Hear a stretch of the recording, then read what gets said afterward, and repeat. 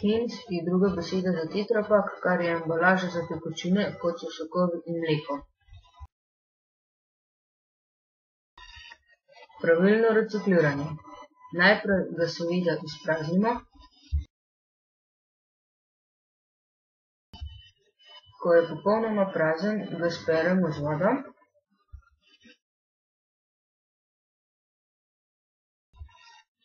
Nato ga posušimo in sploščimo.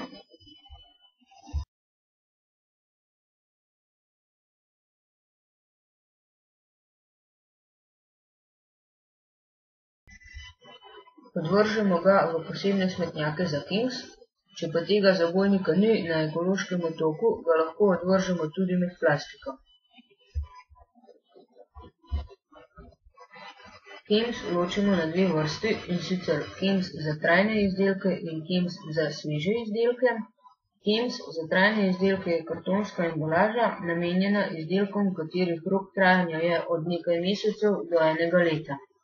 Kems za trajne izdelke je sestavljen iz 3 materialov, odvisno od tipa embalaže.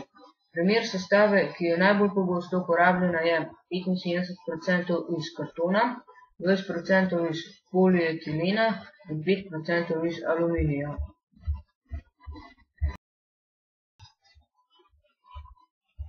Kems za tako imenovane sveže izdelke se uporablja večinoma za sveže mleko.